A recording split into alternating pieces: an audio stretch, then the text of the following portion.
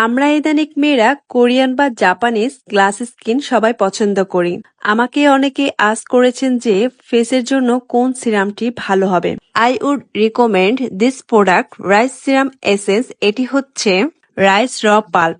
এটা আমাদের ত্বকের গভীরে প্রবেশ করে ত্বকের পুষ্টি যোগায়, ত্বকের পোর্স মিনিমাইজ করবে, স্কিন অনেকটা স্মুথ করে তুলবে এবং আপনার স্কিন যদি কোনো স্পট থাকে সেটি দূর করে দিবে। তার সাথে ত্বকে ফর্সা এবং উজ্জ্বল করবে।